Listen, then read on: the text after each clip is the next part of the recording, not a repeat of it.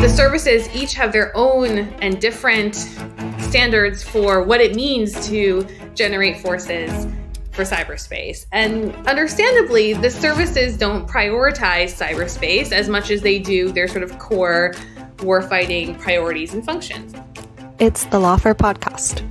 I'm Eugenia Lohtri, Lawfare's Fellow in Technology Policy and Law, with Dr. Erica Lonergan, Assistant Professor in the School of International and Public Affairs at Columbia University. We don't want to get to a point where there's a realization that, well, maybe we should actually be organizing our forces this way because, we're not at an appropriate state of readiness and we have this contingency or conflict we have to deal with. Ideally, we'd like to do this now, right? Before we're in, some prospective conflict with a highly capable near peer or peer adversary. Today, we're talking about the organization of the U.S. military in cyberspace and whether setting up a cyber force is the best path forward. So there's two concepts that will underpin a lot of today's conversation that I think it would be useful to begin with. And those are A, responsibility for force generation, and B, responsibility of force employment. So tell us a little bit about these concepts and how they relate to the issue that we're going to be talking about today, which is the organization of the U.S. military in cyberspace. Yeah, thank you so much for that question, because this distinction between force generation and force employment is really sort of the foundation of the argument that we're making in this report, that the time has come to establish an independent, uniformed, separate service for cyberspace.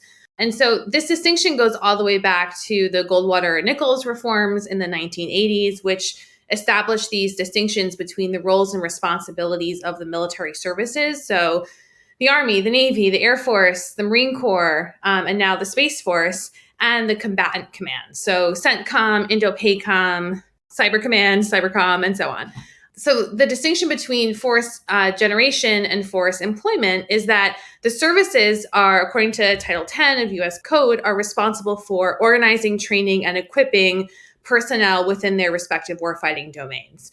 And then those personnel are employed by the force employers, the combatant commands, for various missions and objectives, around the world and through various functions. And so, the reason why this is the crux of the argument we make in this monograph is that the way the U.S. military is currently organized when it comes to cyberspace is that Cyber Command is the primary force employer for cyberspace operations. However, the responsibilities for force generation are spread out across all of the existing services. So the Army, the Navy, the Air Force, the Marine Corps, and now most recently Space Force are responsible for presenting the forces to Cyber Command to be employed.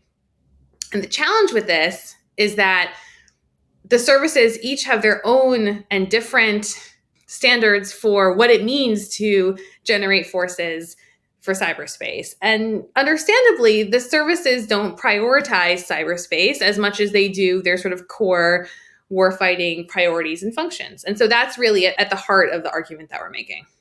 So when we talk about the way that the U.S. military acts in cyberspace, what type of operations or responsibilities should we keep in mind? Yeah, so I think one sort of easy distinction to make is thinking about the difference between offensive cyber operations and defensive cyber operations. So typically offensive cyber operations, and these are all defined much more precisely in joint doctrine.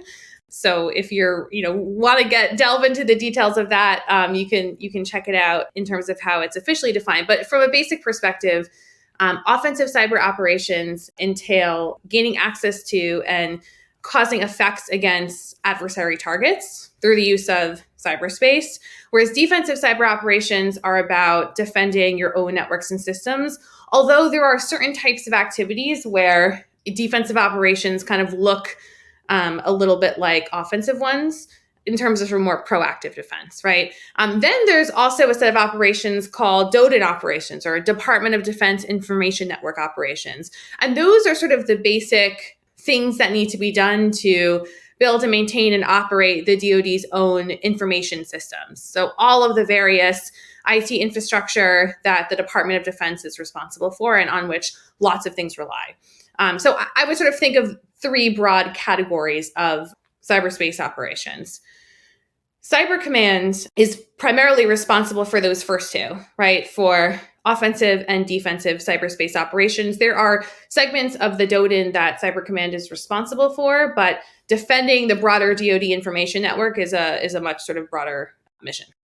So Cybercom is primarily responsible for forced employment when it comes to cyberspace, right? So tell us a little bit about the history of how did the US end up with a cyber command? How has it evolved to maybe better serve the needs that the domain needs? Yeah, so there's actually a lot of really great work that's been done to sort of memorialize the history of the creation of US Cyber Command. And Mike Warner, who's the Cyber Command historian, has done a lot of great work on this topic. And there's many of his articles that you can read that get into the details on that. Basically, Cyber Command was stood up in 2010, and what it did was it combined joint elements that were separately doing offense and defense in cyberspace into a single joint functional combatant command. So this was in 2010. And when Cyber Command was first established, it was created as a sub-unified combatant command under U.S. Strategic Command. It wasn't until 2018 that Cyber Command was elevated to a unified combatant command, sort of taken out of Strategic Command and given its own independent combatant command. And that took place alongside a lot of other changes to strategy and law and policy that gave Cyber Command much more sort of operational purview. And it also took place alongside Cyber Command certifying that it had reached a full operational capability. So it was fully staffed and ready to carry out all of its missions in cyberspace, and was also elevated to a unified combatant command at that time. So your report paints quite a picture about the range of challenges that the status quo presents. And it goes from inconsistencies across services, which you've mentioned, to the lack of mental health support. So tell us a little bit more about what are some of the most pressing challenges and how do they relate to the way in which force generation for cyberspace is structured? I guess for me, what I found to be most compelling about our report and about the research we did was that we really tried to capture and, to the best of our ability, represent the experiences of the 75 plus personnel who we interviewed as part of our research. And what stood out to us across the services, across ranks, was that there were these kind of common themes about a lack of readiness that all stemmed from these inconsistent priorities and training and educational approaches across the services, and just in general, a mismatch between service cultures and the kind of culture that the military really needs to foster in order to be effective in cyberspace. I think that, when you think about what are the roles and responsibilities of a service, and we think about it in terms of organize or man, train and equip, there are areas where improvements could be made across all of those. I think the most important really comes down to the personnel piece. And I think that's what distinguishes the requirements of operating in cyberspace from some of the other domains. Cyberspace operations require having the right, appropriately skilled, technically proficient person matched to the right work role in order to be able to accomplish that task. And so it means that quality of personnel and being able to retain and effectively promote those personnel over time is really essential for readiness and for operational effectiveness over the long term. And the challenge that we found over and over again was that so many of the gaps and challenges that currently exist can be derived from this challenge of personnel, right? Because the reality is that each of the services have their own priorities and requirements and approach to promotion and personnel management and so on that come from decades and decades of prioritizing warfighting within their specific domain, as they should, right? But what it means, for instance, to organize, train, and equip competent warfighters for fighting in the land domain or in the maritime domain are just simply different from the cyber domain. I'm not convinced that persisting in the status quo where we keep those responsibilities across all of the services will be sufficient to address this problem of how do you actually identify, recruit, train, educate, and promote and retain the right personnel for the cyber mission. So during this interview process, right, while you were talking to people, was there a moment or a particular anecdote where you just went, oh, wow, things are just like worse than I expected, or like this really encapsulates the need for a new approach? Yeah, well, so first of all, I really, I just want to underscore how much I appreciated from just a research perspective being able to engage with the individuals we spoke with, their willingness to speak in a very candid way about their personal experiences. And I know this wasn't your question, but just to give some context, the reason why we have a compendium of all of the interviews, but we made a decision to publish what we felt were representative, quotations from them because we wanted to preserve the confidentiality of the people who we interviewed. And these individuals are taking some measure of professional risk in offering their candid assessment. And so I thought that would be an important point to share. But no, in terms of what stood out to me or what I found to be the most compelling, or I guess even really the most shocking, was the sort of the shell game that we talk about in the report with full operational capability. And again, this gets back to the personnel issue, the reality that there simply isn't a sufficient number of appropriately trained and skilled personnel to achieve a level of readiness that's required, right? And so a number of people we interviewed talked about how various teams may sort of certify that they've achieved full operational capability, but due to a variety of kind of bureaucratic maneuvers that are being played, they're not truly in practice at full operational capability. So that was just, to me, I think, the most, not surprising, but just really the most compelling. And also the fact that it was something that we didn't just hear from one person, right? This was kind of like a common narrative that we heard from lots of different people.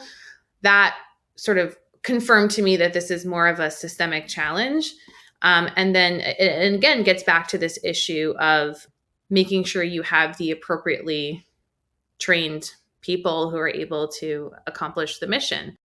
And just to make it super clear for everyone, what would a full operational capacity involve? Oh, it's just literally like certifying that you have a certain number of personnel in your unit that you are supposed to have, right? And that are ready to accomplish the mission, right?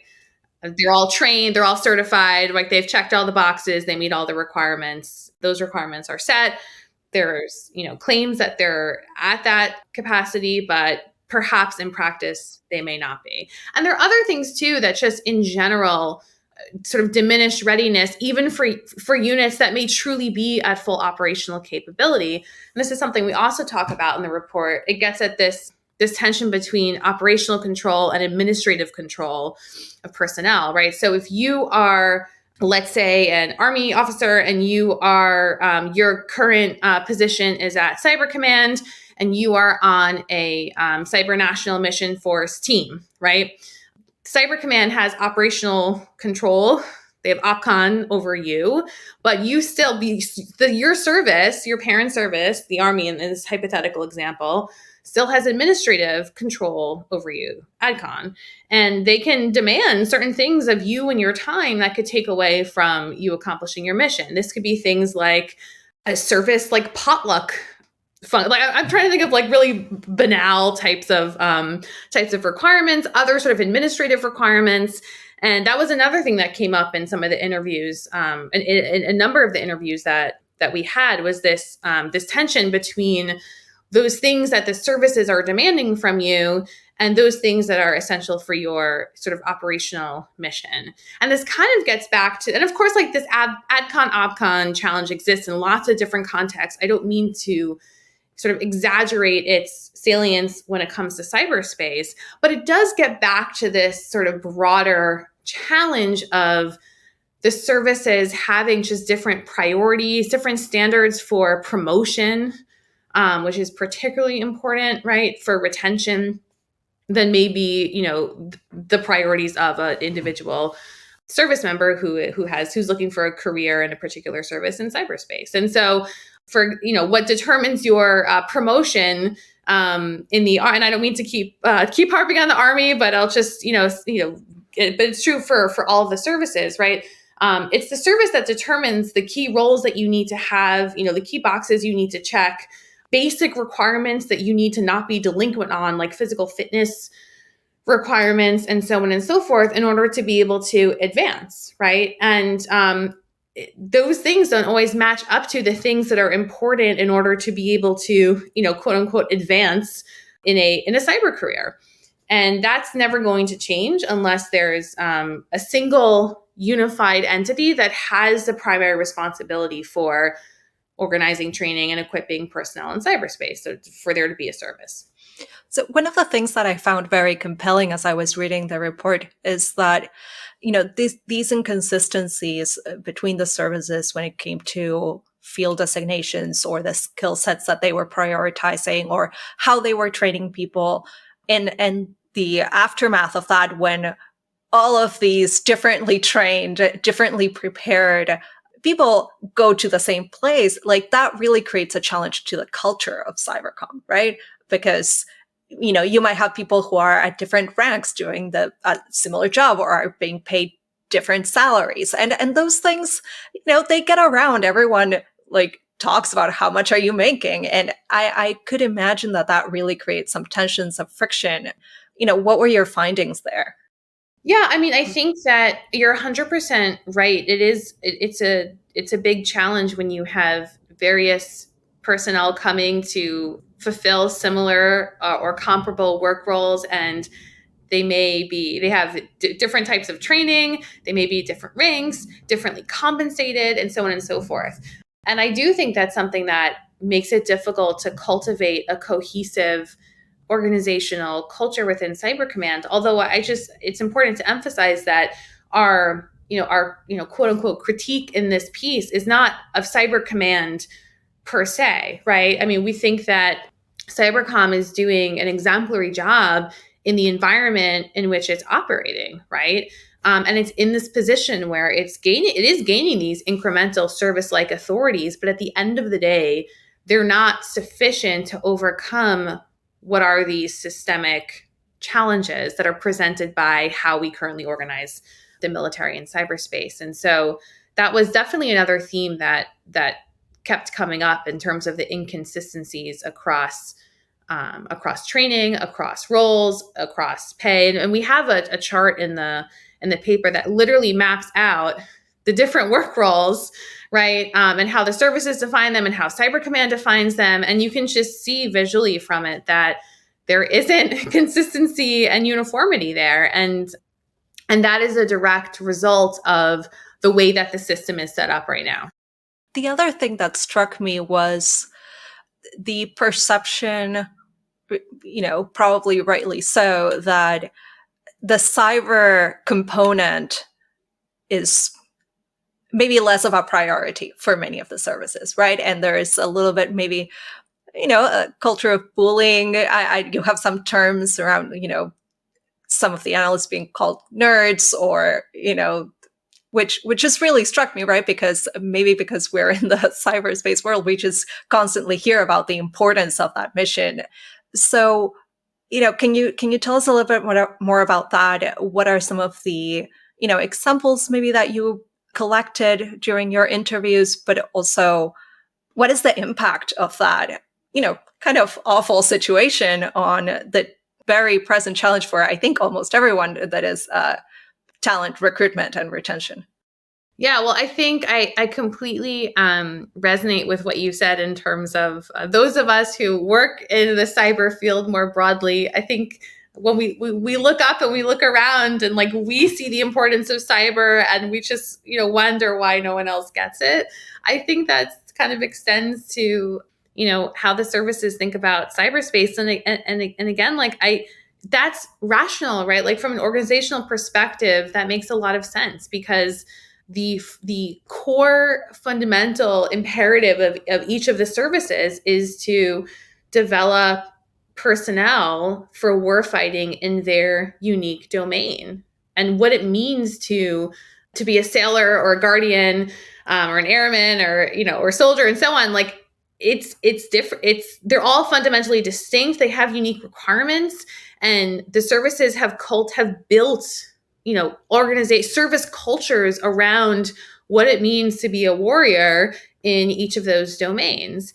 And cyber doesn't, as we've been talking about, cyber doesn't neatly fit into that. And so why would the Navy care, right, about cyber as much as it cares about building and training and organizing its personnel for war at sea, right? Like it makes perfect sense when you think about it, but this is sort of the system that we've ended up with. I think a really compelling example, getting back to the Navy again, is Congress had to force the Navy essentially to create a designator for cyberspace, because the service was resistant to doing that, and it took congressional intervention to make that happen. And Congress has, intervened numerous times over the years to request information and studies and so on about the state of readiness of the military's forces in cyberspace. I think some of the same conversations and concerns that were had, years ago are still, you could, replay those tapes again today. And it's the same issue because there have been incremental changes at the margins, which have been important, but the fundamental structure persists. And that's why we're in this situation that we're in. Now, you outlined the case for setting up a specific cyber force. And before we get into that, I do want to talk a little bit about these incremental changes that you just mentioned. Just tell us, what were those and why do you think, they were maybe not enough?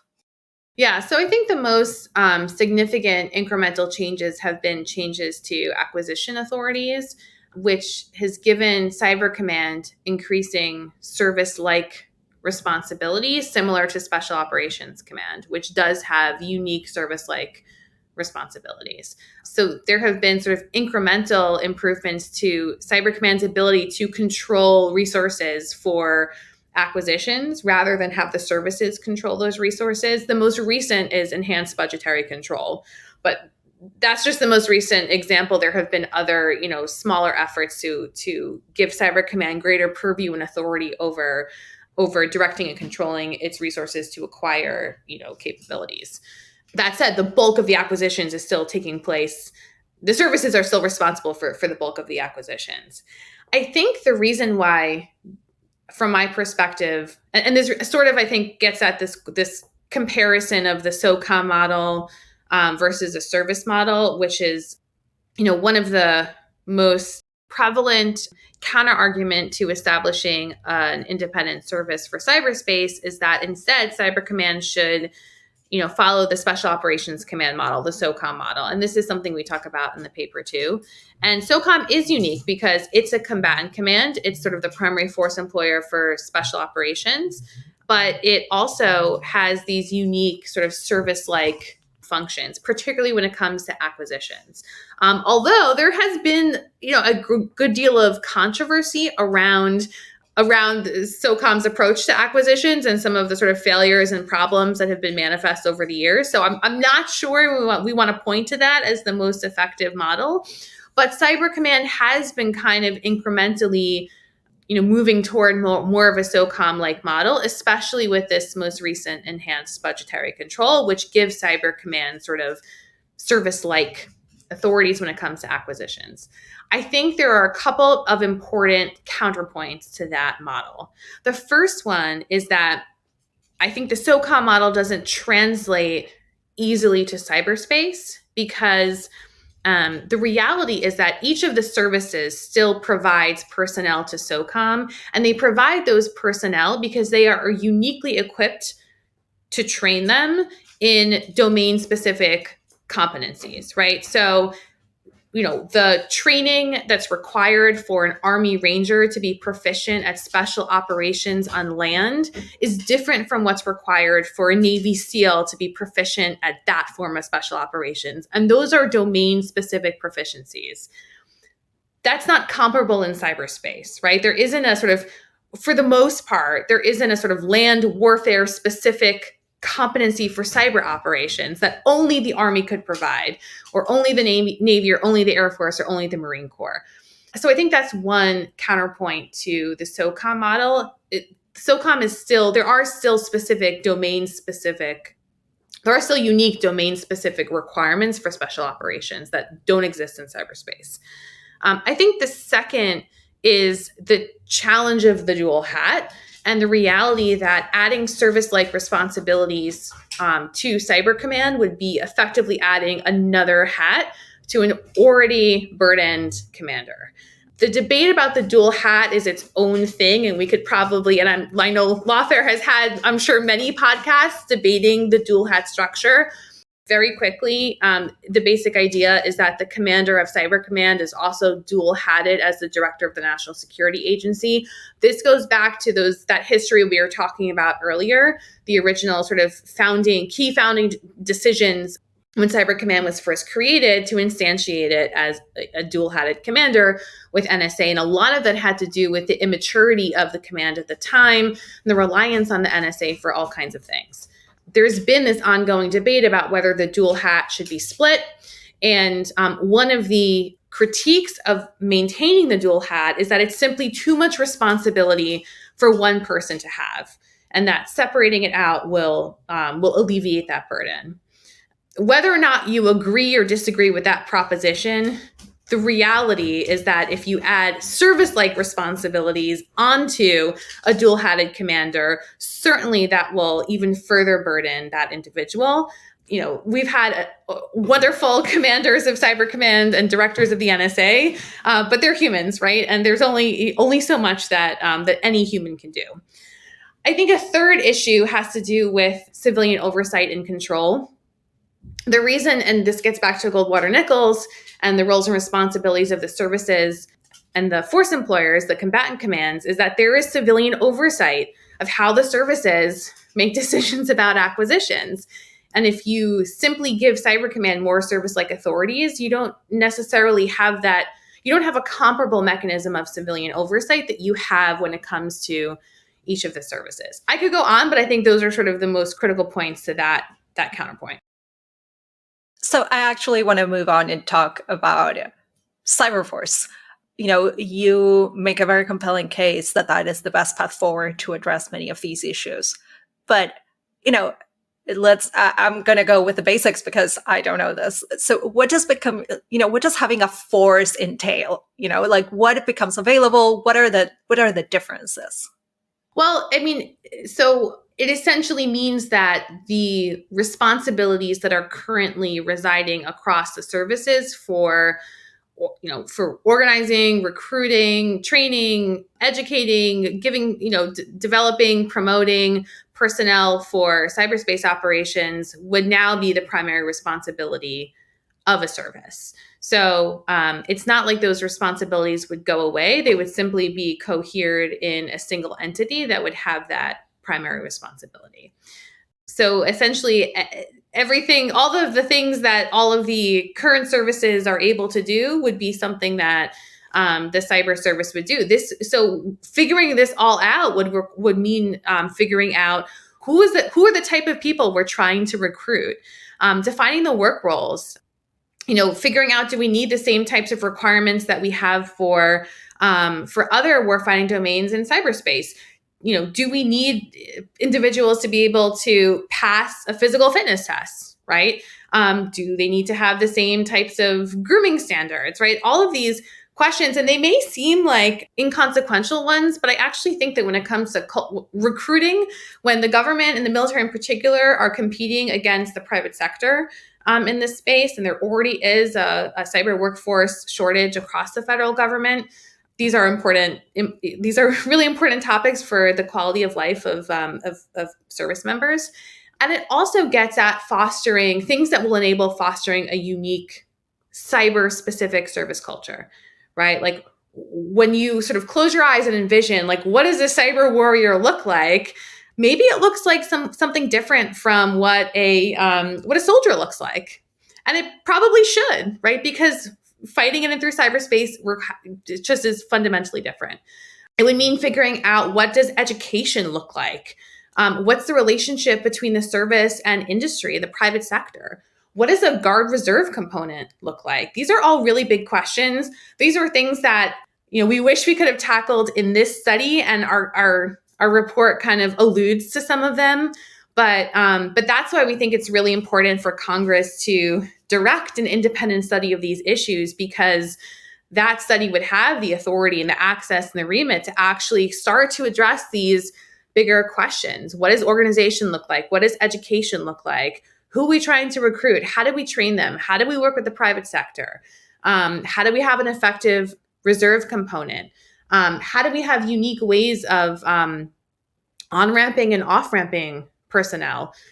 So there's, I think, a wide horizon out there and lots of opportunities to think about, to start from a proposition of, what should force design look like? And these are questions that can only be addressed in the context of, having an opportunity for an independent service.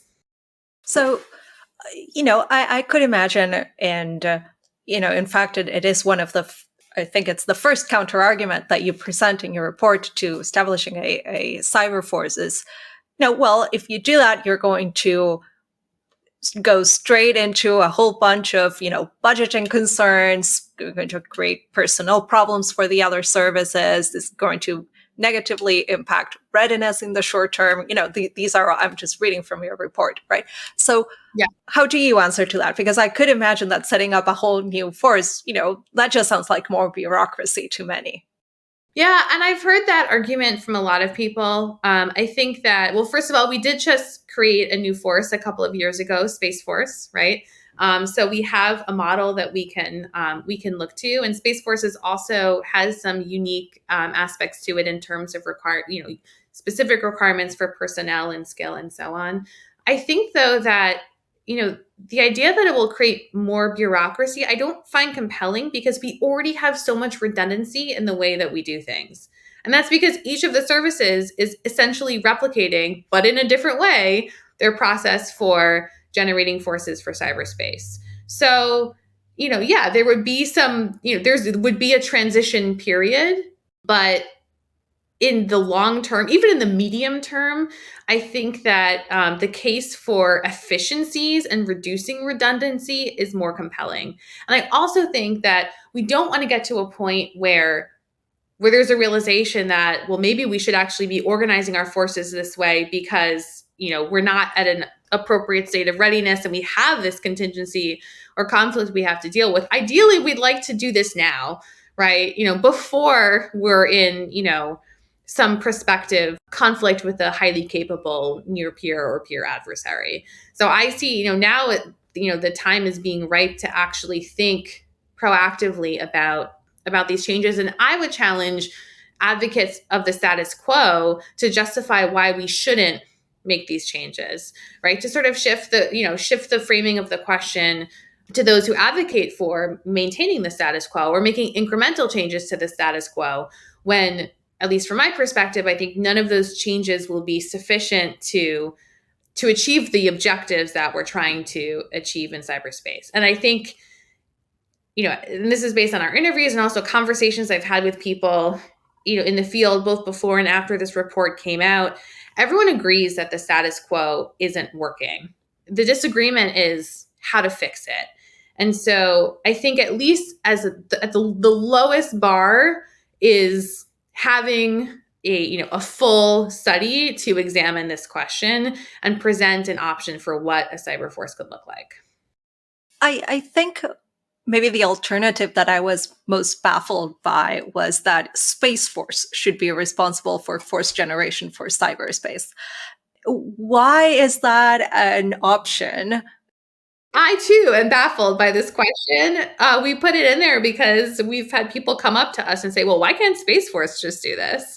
So we thought that maybe we should preempt that response and just tackle it head on in the report.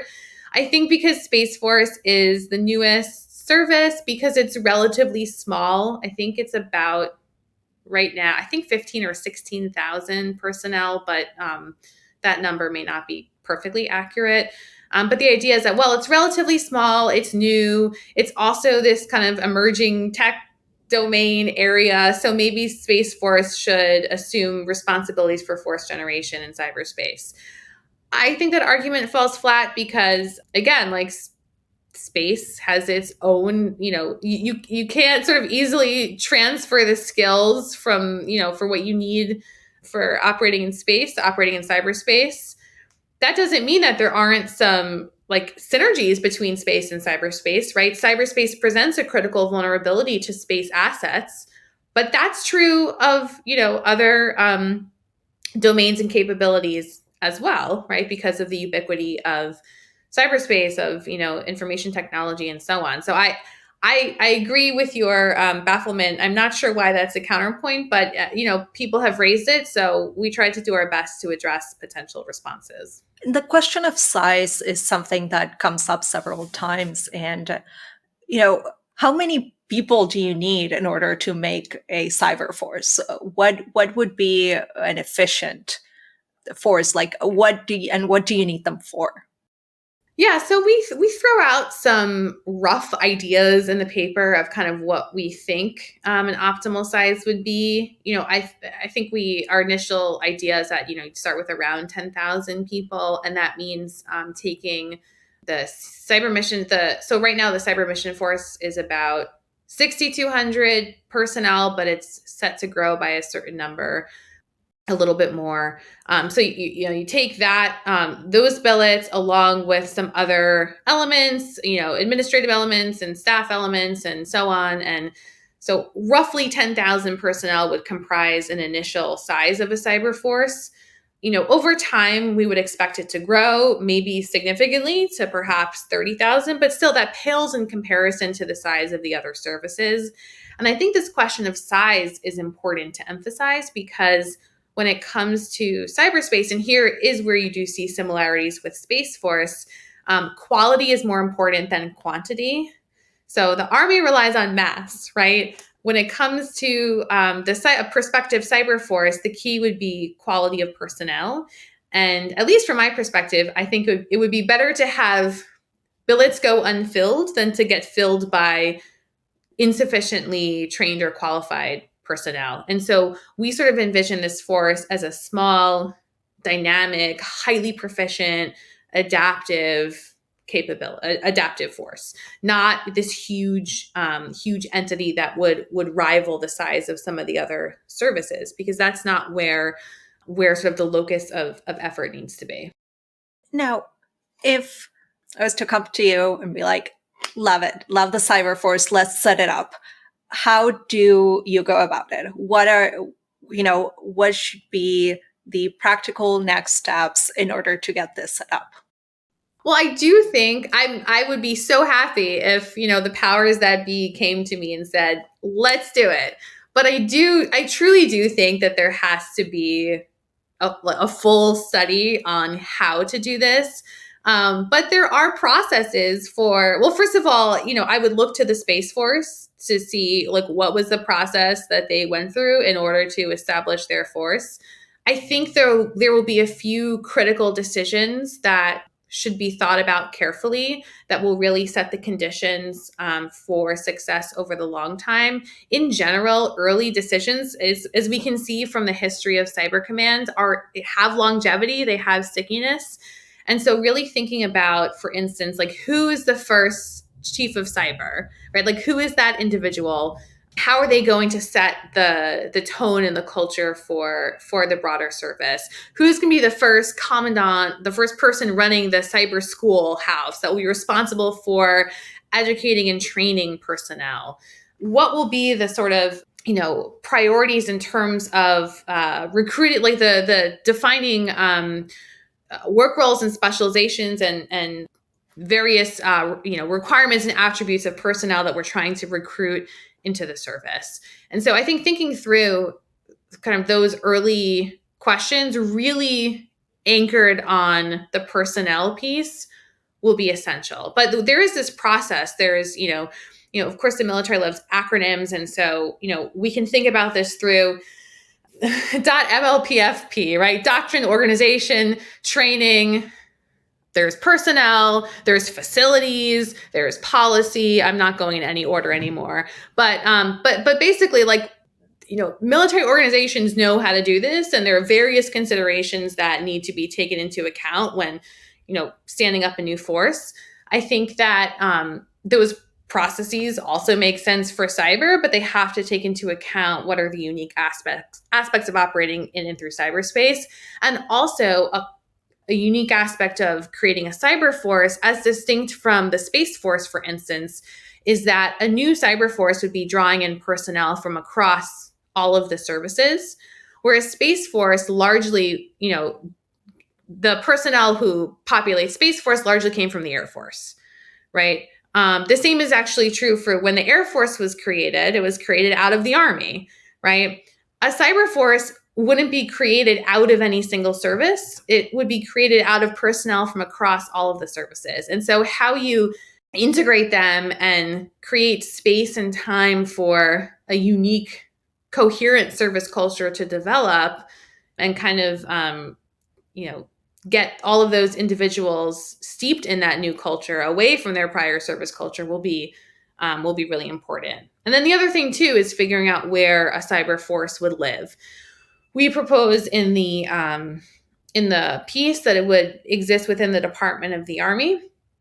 We see this as sort of a practical, most likely outcome if a cyber force were to be created. But what will be, I think, from my personal opinion, really important is making sure that if the Army is the executive agent for a cyber service, to give that service autonomy and space and time to cultivate a unique service culture, like the Marines have a very unique service culture within the Department of the Navy.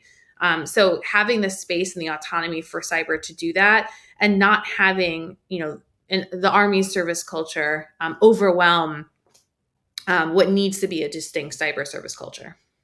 As you're thinking about the best ways to organize the military in cyberspace, do you look at the way that other countries, whether they're allies or adversaries, have gone about it? We've definitely thought about other models, both from an adversarial perspective and from sort of a friendly, like allied and partner perspective. I think it's important, though, to not mirror image and make sure that a cyber service fits within the broader construct of how we, the United States, as a democracy, we've made decisions about how we organize our forces. So other models, I think, can offer insights or counterpoints or different perspectives, but I think it will be really important to make sure that a cyber service fits within the construct of how we, the US, organize ourselves. So for instance, from an adversarial perspective, a number of experts point to China. They have their strategic support forces that integrates cyber information, electronic warfare, psyops, and so on into a single cohesive force.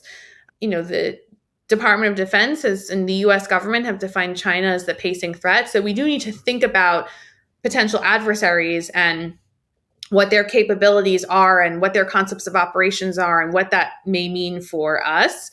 But I think it's important to make sure that a cyber service fits in an American model of military organization. From a sort of allied and partner perspective, I do think there are insights that can be gained from other states. If you look at Unit 8200 in Israel, there are some unique ways that our partner has been able to recruit highly trained and talented personnel, standards for grooming and physical fitness and things like that, and really focusing on technical skills and specialization. Those are sort of general insights, I think, that we can draw some best practices from, but also we need to respect that, we have a very different way of organizing our military and a very different relationship between our military and society. And it's important to preserve that.